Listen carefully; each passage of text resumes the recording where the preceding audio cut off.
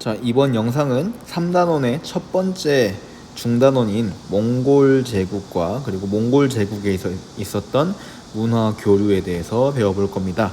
교과서는 우선은 94페이지를 펼쳐보세요. 우리 선생님이랑 함께 마인드맵을 그릴 때 3단원에 대한 큰 틀에서의 마인드맵은 이렇게 된다고 했어요. 지역세계의 교류와 변화였고요. 3단원의 이 제목에서 알 수 있는 것처럼 이 3단원에서는 뭘 중심으로 볼 거냐? 교류 그리고 변화를 볼 겁니다. 그 중에서 우리가 첫 번째로 보게 될 이 몽골 제국에서는요, 특히 이 몽골 제국의 동서 교류가 중요해질 텐데, 그 전에 몽골 제국이 등장하는 과정에 대해서 보기 위해서 송이라고 하는 나라를 간단하게 볼 거고요. 그 다음에 몽골 제국이 등장하는 과정을 볼 겁니다.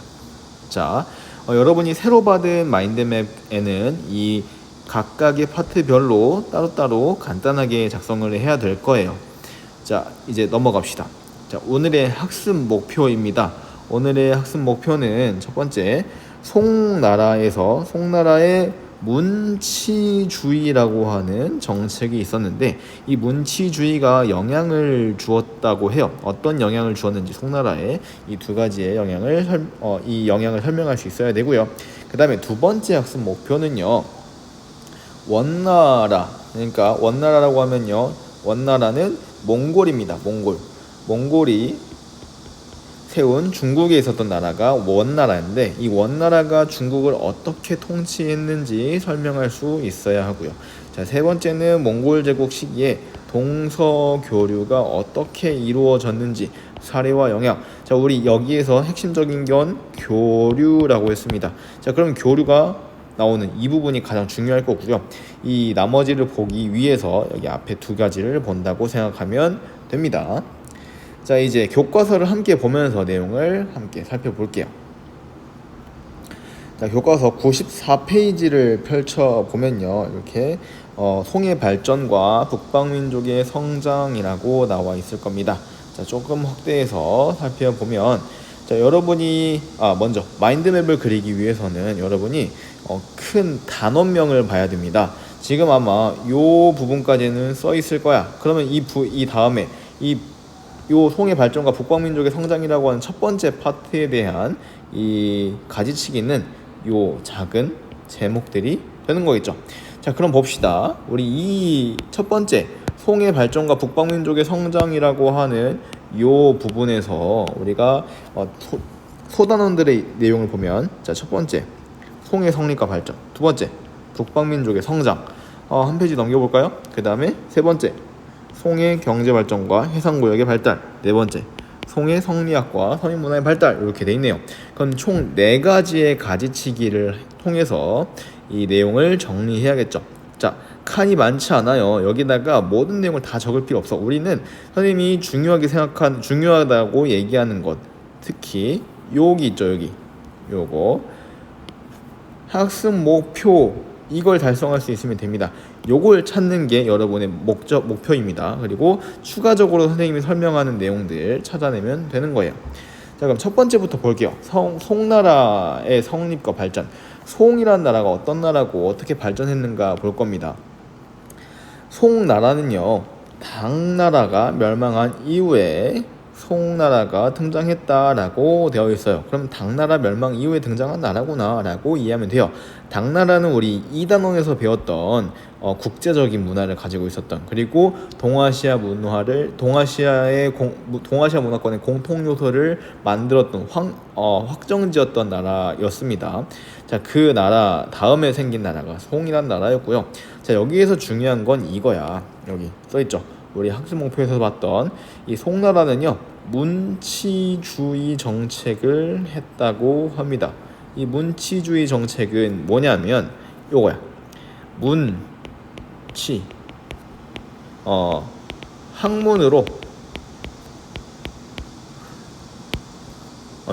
학문을 중심으로 통치한다라는 뜻이 문치입니다. 문치. 자, 그래서 이 학문을 중심으로 통치한다라는 건 왜 그랬냐면, 당나라가 멸망했대. 근데 왜 멸망했냐면 얘네 때문에 절도사. 얘네들은 군인이야. 이 절도사인 군인 세력들을 견제하기 위해서 군인들을 누르고 학문을 하는 과거제를 보고 온 공부 열심히 한 이 과거제를 보고 온 문인 학문을 하는 관료들을 우대해 줍니다. 자, 그런데 이 우리 학습 목표가 있었죠. 학습 목표는 이 문치주의의 영향이었어요. 자, 문치주의로 인해서 어떻게 되었대? 황제가 직접 합격자의 순위를 결정하면서 그래서 어떻게 됐대? 자, 영향 1. 황제권의 강화. 황제의 권한이 강화됩니다. 그리고 사대부라고 하는 새로운 지배층이 등장하게 됩니다. 사대부는 공부하는 관료들이야. 그러니까 공무원인데 공부를 열심히 하는 공부가 기반이 되는 사람들을 사대부라고 합니다. 그래서 선비이면서 관료 이런 사람들을 사대부라고 합니다. 자, 그리고 이 영향 1 황제의 권력이 강화되고 사대부라고 하는 공부하는 학자인 관료가 등장했다. 요게 이제 문치주의의 첫 번째 영향이라면, 자, 문치주의는 여기 위에서 봤던 것처럼 결국 학문을 중시하면서 절도사 세력, 그러니까 그 군인들을 누르게 되는 거죠. 군인들을 누르게 되면 반란도 적어질 수 있지만 한편으로는 군인들이 하는 역할이 뭐야? 군사력이죠. 군사력이 약화되어서 위쪽에 북방민족이 쳐들어오게 되는 영향을 낳기도 합니다. 자, 그럼 영향 2. 영향 1은 황제권의 강화, 그리고 사대부의 등장. 그리고 두 번째는 영향 2는 군사력이 약화되어서 북방민족의 위협을 받게 되었다라고 합니다. 자, 여기까지가 이제 문치주의의 영향이 되는 거죠. 자, 우리 문치주의의 영향, 우리 학습 목표 벌써 다 찾았네요. 자, 그러면 이 이후의 상황들을 좀 볼게요. 자, 군사력이 약화되어서 북방민족이 침입하게 되었다. 북방민족은요, 여기 두 번째 소단원에서 보게 될 겁니다. 소주제에서. 자, 북방민족이 쳐들어오게 되는데, 북방민족이라는 건 북쪽 방면에 살고 있던 민족이라는 거고요. 얘네들이 쳐들어왔대요. 자, 그래서 어떻게 되었냐? 송나라는 어떻게 되었대요? 그래서 매년 막대한 양의 은과 비단, 돈을 많이 주고요. 그리고 국가 재정, 돈이 많이 없어졌다. 그래서 이걸 극복하기 위해서 이런 왕안석이라는 사람이 나타났지만, 개혁을 했지만 실패하였다라고 합니다. 그래서 결국엔 나중에 이 송나라는 칭기스칸의 몽골 제국으로부터 멸망당하게 되는 거죠. 자, 이런 내용이 첫 번째 송나라의 성립과 발전의 내용이었습니다. 송나라의 성립과 발전에서 결국 중요한 건, 송나라는 문치주의 정책을 했는데 이 문치주의 정책의 영향으로서 황제의 권력이 강화되긴 했으나 군사력이 약화되어서 북방민족이 침입하게 되었다라는 내용이 담겨져 있었죠. 자, 이 내용을 간단하게 우리 마인드맵에 써 넣으면 되고요. 자, 두 번째, 북방민족의 성장을 볼게요. 북방민족의 성장에서는 우리 딱 두 개를 볼 거야. 뭘 볼 거냐면, 북방민족은 둘, 거란족과 여진족을 볼 겁니다. 거란족과 여진족, 지도에서 보면 여기에 여진이, 여기 여진이 있고요. 그리고 이쪽에 이쪽에 거란족이 살았습니다. 거란과 여진이 있었던 거죠. 자, 이런 상황에서 거란족은 북쪽에서 힘이 세져서 거란 요 나라를 세우게 되고요. 요 나라가 여기 지도에서 요 나라가 송나라를 쳐들어와서 이쪽 연운 16주라고 하는 땅을 뺏었대요. 요 정도만 이해하고 넘어가면 됩니다. 그러면 그냥 연운 16주 알게 뭐야? 그냥 송나라가 지금 요 나라로부터 공격받았구나 라는 걸 알면 됩니다. 땅도 좀 뺏겼고요. 자, 그리고 두 번째 여진족을 볼게요. 여진족에서는 어떤 나라가 세워져? 금이란 나라를 세웁니다. 자, 금이란 나라는 우리 나중에, 특히나 여진족도 나중에 다시 보게 될 거야. 언제 볼 거냐면요, 우리 나중에 청이란 나라 볼 때, 청나라라는 나라를 볼 때 여진족이 이 청나라거든. 그래서 이 청나라를 볼 때 다시 보게 될 거니까 여진족은 좀 기억에 두고요. 자, 여진족이 금나라를 세웠는데 얘네들은 좀 더 셌어. 그래서 자, 여기 지도에서 봅시다. 여진족이 세웠던 이 금나라는 쭉 내려와서 송나라를 공격해서 위에서 여기 이 땅 있죠. 요 나라는 정복하지 못했던 이 땅을 금나라는 먹어버립니다. 그리고 여기 송나라의 수도가 옮겨지게 되죠. 밑으로 이동한 거야. 그러다 보니까 이때부터 송나라는 수도로 옮겼다. 남송이라 불러요. 그래서 남쪽에 있는 송나라다라고 얘기를 하죠. 자, 여기까지만 볼 겁니다. 북방민족은 거란족이 쳐들어왔고 여진족이 쳐들어왔고 각각 요나라 금나라 세웠다. 요 정도만 볼 겁니다. 아직 송나라는 멸망하지 않았다 정도로 이해하면 돼요. 자, 이 다음에 나타나는 게 이제 몽골이 되겠죠. 지금 우리는 송나라가 어떤 나라였는지를 잠깐 봤고요. 그리고 이 다음에 나올 몽골이란 나라로 넘어가기 위해서 잠깐 본 거였습니다. 자, 그러면 이제 여기 세 번째를 볼게요. 송나라의 특징 1에 경제가 발전하고 해상교육이 발달했대요. 경제 발전했대요. 왜 경제가 발전했어? 이때 농기구가 도입되고 벼품종이 등장하고 농업 생산량이 증가되었다. 즉 농업이 발달했다. 농사 잘 지었다. 그리고 수공업, 뭘 만드는 것과 상업, 장사하는 것도 발달했다. 그러다 보니까 화폐도 쓰게 되고요. 동전도 쓰게 되고요. 그러면서 이런 경제가 발전하게 되었는데, 경제 발전과 더불어서 그냥 나라 안에서만 사고 팔고 경제가 발전한 게 아니라 과학기술의 발달로 어디로 갔다고? 바다로 가게 됩니다. 해상교역이 활발해지게 되고요. 여기까지만 알면 됩니다. 해상교역이 활발해졌다. 바다로 나가려면 필요한 게 있어요. 뭐가 필요하냐면 배가 필요해요. 조선술은 배 만드는 거야. 배 만드는 게 조선술이고요. 그 다음에 바다에서 길 찾아야 되니까 나침반, 그리고 지도, 이런 게 필요해졌죠. 이렇게 보면 됩니다. 자, 송나라에서는 경제가 발달해서 교역이 발달했구나, 바다로 갔구나 정도 이해하면 되고요. 자, 그 다음에 송나라 네 번째, 송나라의 성리학과 서민문화의 발달을 볼 건데요. 여기에서 발달한 문화적인 학문입니다. 성리학이라고 하는 게 발달하게 돼요. 이 성리학은 뭐래? 우주의 원리와 인간의 본성을 연구한대요. 자, 이런 거지. 인간은 원래 선할까 악할까? 선하다면 왜 선하고 악하다면 왜 악할까? 무엇은 어떤 차이가 있길래 선하고 악할까? 우리가 선해지려면 어떻게 해야 될까? 세상을 더 잘 살기 위해서 어떻게 해야 될까? 이런 걸 연구하는 철학과 같은 것이 성리학이라고 생각하면 됩니다. 주희라고 한 사람이 완성했다고 하고요. 주희가 옛날 공자님 말씀을 맹자님 말씀을 다시 한번 이제 자기 나름대로 해석하면서 성리학이라는 걸 만들게 되고요. 이게 엄청난 영향을 미쳐서 사실 우리나라에도 엄청나게 많은 영향을 미치고 있습니다. 성리학의 가장 대표적인 지금 우리한테 남아있는 성리학의 어떤 그 사례로는 이런 게 있죠. 태극이라고 하는 게 사실은 성리학의 영향입니다. 우리나라 태극기가 이 성리학에서 온 거예요. 자, 성리학은 이렇게 넘어가고요. 여기는 철학 시간이 아니니까 성리학이 송나라 때 발달했구나 정도로 알고 있으면 되고요. 그리고 서민들, 그러니까 일반 백성들의 경제가 발전하면서 서민 문화가 발달하게 됩니다. 근데 여기가 중요해요. 자, 결국에 여기 송나라 때는 과학기술이 발달하게 되어서 뭐가 발달했대요? 첫 번째, 인쇄술이 발달했대요. 인쇄가 발달했다는 건 책을 더 많이 뽑아낼 수 있고요. 이 책은 결국 뭐가 돼? 지식의 보급에 이바지하게 된다. 그리고 두 번째, 화약을 활용하게 됩니다. 화약을 개발했어. 그래서 무기가 전쟁에 사용됩니다. 자, 세 번째, 나침반. 아까 봤죠? 해상 교육을 하다 보니까 나침반이 필요하고요. 원거리 항해에 활용되었다. 자, 이거 왜 표시하냐면요. 자, 이 세 가지, 요게 대표적으로 나중에 유럽으로 전해지게 되는 대표적인 이런 문화가 되고요. 그래서 유럽 사회 발전에 영향을 미쳤다라고 합니다.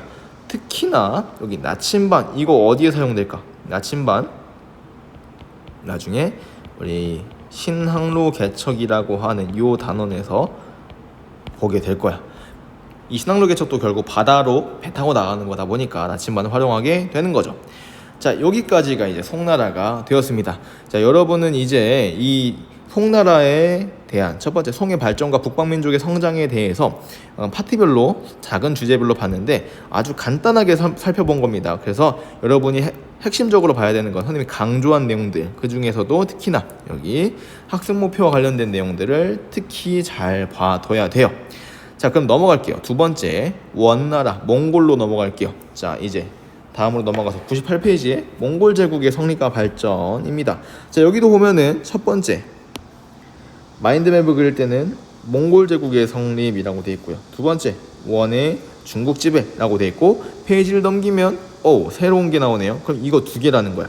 여러분은 이 몽골 제국의 성립과 발전에서는 두 파트로 나눠서 보면 될 것 같고요. 마인드맵을 작성하면 될 것 같고요. 자, 몽골 제국의 성립에서는 여기 첫 번째로 볼 사람은 칭기스칸이 되겠죠. 이 칭기스칸은 결국엔 뭐 이러니 저러니 해도 결국에는 땅을 많이 얻었다, 영토를 확장했다. 칭기스칸 영토 확장이라고 합니다.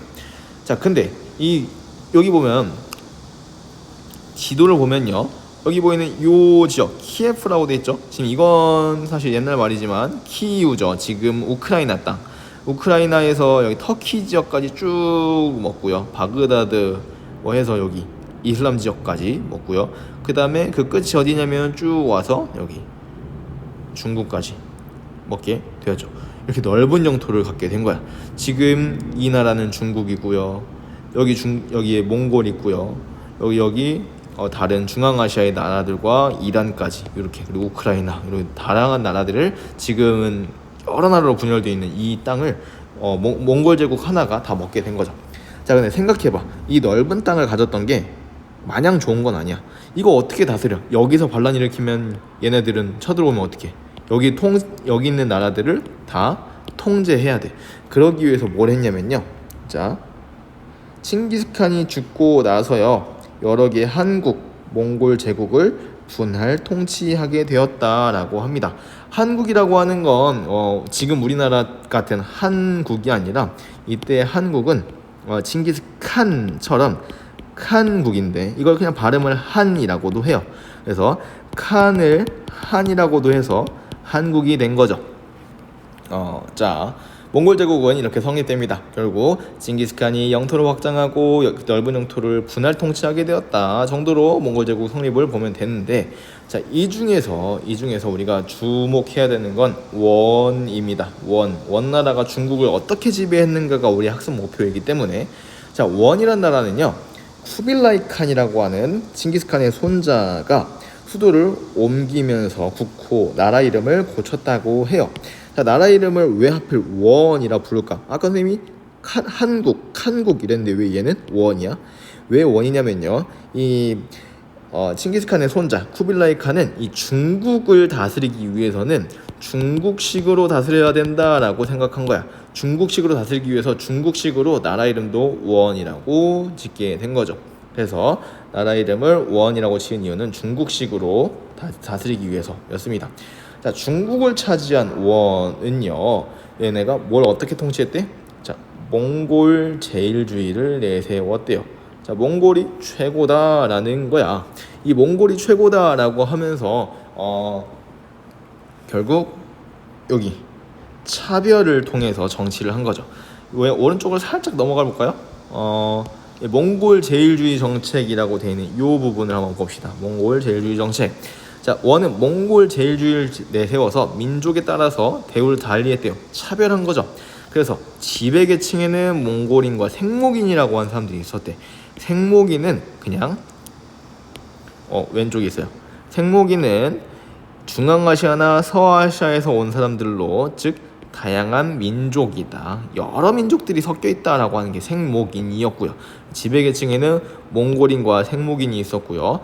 피지배계층에는 한인과 남인이라고 해서 여진, 거란, 금 지배의 한족도 있었고요. 그리고 남인이라고 해서 남송 지배의 한족도 있었죠. 한족이라고 한다면요, 한족은 옛날부터 내려온 중국인, 그러니까 순수혈통 중국인, 찐 중국인을 한족이라고 부른다고 생각하면 돼요. 찐 중국인. 자, 굳이 이렇게 한족끼리도 나눈 이유는 뭐냐면, 얘네들은 특히나 송나라 마지막에 멸망당한 나라였는데 끝까지 저항하던 남송의 한족 애들은 가장 밑바닥에서 지배를 받았고요. 그 다음에 한인은 그래, 그나마 너는 빨리 정복당했으니까 좀 봐준다 하고 한인을 위에 넣은 거죠. 이렇게 몽골 제일주의 정책은 몽골이 우선이고 그 다음에 능력이 있는 생목인, 그 다음에 몽골에 가장 많이 저항했던 애들, 이렇게 해서 계층을 나눠서 중국을 지배하게 되는 거죠. 자, 이게 몽골의 끝입니다. 자, 그래서 몽골은 원나라는 중국을 어떻게 지배했다? 몽골 제일주의를 따서서 차별 정책으로 했다, 통치했다. 이 정도 이해하면 되고요. 자, 그런데 이 몽골도 영원하진 않았습니다. 이 몽골도 뭐 황희 계승, 황제 누가 되냐라고 내부 분열이 되고요. 그러다가 세금도 많아지고 농민 불만이 커지고 그러면서 홍건적의 난이 벌어지게 되죠. 홍건적이라고 하는 건 빨간색 두건을 쓴 도적이라는 거야. 얘네들이 반란 일으켜가지고 원나라를 멸망시키게 됩니다. 나중에 또 다른 나라가 등장하게 되는 배경이 되죠. 자, 그래서 우리는 지금 봤던 건 몽골 제국이 세워지고 점점 발전하는 과정을 본 거였습니다. 자, 우리 첫 번째 봅시다. 두 번째 학습 목표인 여기 원나라의 중국 통치 방식 설명할 수 있게 됐나요? 원나라는 중국을 어떻게 통치했다? 몽골 제일주의에 따라서 차별적으로 통치하게 되었다라고 이야기합니다. 자, 그러면 우리 세 번째 학습 목표를 봅시다. 세 번째 학습 목표, 여기 몽골 제국 시기의 동서교류 사례와 영향, 이게 가장 중요하다고 할 수 있는데, 자, 세 번째 파트죠. 몽골 제국과 동서교류라고 되어 있는 이 파트를 볼게요. 자, 몽골 제국에서는요, 동서교류가 확대됩니다. 특히 요거 있죠. 광대한 영토가 있었고요. 이 광대한 영토를 통치하기 위해서 연결하는 도로망을 건설했대요. 자, 이 도로망이 뭐라고 부르냐면 역참이라고 불렀고요. 역참, 이름이 좀 어렵지만 역이야, 역. 우리 지금 지하철역 하는 것처럼 역참을 설치해서 여기서는 말을 타고 가다가 말을 갈아타기도 하고요. 밤이 늦으면 자고 밥 먹고 가기도 하고요. 이런 게 역참이었어요. 자, 이 역참을 중국인들만, 그러니까 몽골인들만 사용한 게 아니라 유럽인과 이슬람 상인이 왕래하게 하면서 동서교류가 활발해졌다라고 이야기합니다. 결국에 몽골 제국이 동서교류할 때 가장 큰 역할을 한 건 역참이라고 할 수 있는 거죠. 역참이란 광대한 영토를 통치하기 위한 도로망이라고 생각하면 되죠. 자, 그래서 동서교류가 활발해져서 아시아와 유럽을 잇는 국제교역이 증가하게 되었고요. 뭐 이렇게 무역항들이 발달하게 되었다. 자, 그래서 어떻게 되었냐? 마르코 폴로라는 사람도 왔고요. 이븐 바투타라는 사람도 왔는데 이 사람이 좀 중요해요. 마르코 폴로, 우리 다음 페이지에서 보게 될 거야. 자, 근데 여기 봐봐. 몽골 제국의 동서교류의 영향, 결국엔 뭐냐면 동서양에 걸친 왕래와 교류를 통해서 어떻게 되었다? 송나라의 화약 나침반 인쇄술이 어디로 갔다고? 서아시아와 유럽에 전해지게 되었고요. 이슬람의 세계의 천문학과 역법, 수학 등이 중국에 전해졌다. 결국에 요거 중요해요. 송나라에서 개발된 화약 나침반 인쇄술이 유럽으로 전해지게 되고요. 그 다음에 이슬람 세계에서 발전한 천문학, 수학 같은 것들이 중국으로 넘어오게 되었다. 이런 것들이 교류에서 중요하게 되는 거죠. 각 지역에서 다르게 발전했던 이 문화들이 서로 교류하면서 발전하게 되고요. 그래서 이 몽골로 인해서 전파된 화약, 나침반, 인쇄술 이런 게 결국 어떻게 된 거야? 신항로 개척에 영향을 주게 되는 거죠. 특히 마르코 폴로의 여행기도 신항로 개척에 영향을 주게 됩니다. 되게 중요한 내용이 되는 거죠. 자, 그러면 우리 여기 학습 목표에 동서교류의 사례들, 여기 역참을 통해서 교류했다, 마르코 폴로가 여행기 남겼다, 이런 거 얘기했고요. 그 다음에 영향은 뭐야? 서로 달랐던 문화들이 교류하게 되었다. 그래서 송나라의 화약과 나침반, 인쇄술 등이 서아시아와 유럽에 전해지게 되었다. 요게 영향이 되는 거죠.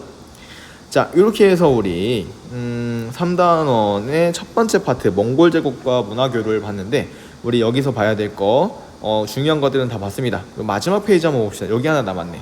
자, 마르코 폴로라고 하는 사람을 볼 건데요.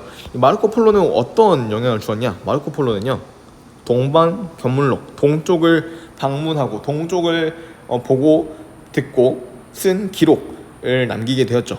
자, 이 책은 중세 유럽의 인기 도서가 되어서요, 어떻게 되었대요?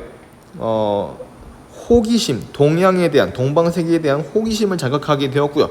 그래서 나 동양으로 떠날래 라고 하는 이 모험심을 자극하게 되죠. 그래서 이것도 신항로 개척에 영향을 주게 되는 거죠.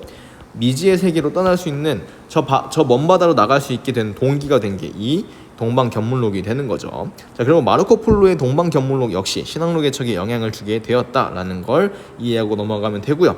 마르코 폴로가 결국 왔다 갔다 할 수 있었던 건 역참 때문이었다 정도로 이해하면 됩니다. 결국에 우리 선생님이 계속 반복해서 이야기하는 것들이 있죠. 교류를 통해서 어떤 영향이 있었고 그 영향이 어떤 영향을 또 서양에 어떤 영향을 주었는가. 자, 여기 마지막 몽골 제국 시기 동서교류의 사례 그리고 영향 설명하는 것. 몽골에서 어떤 식으로 동서교류를 했고 그리고 영향은 어땠는지 설명하는 겁니다. 자, 첫 번째 영상 몽골 제국의 문화 교류 여기까지 해서 마치겠습니다.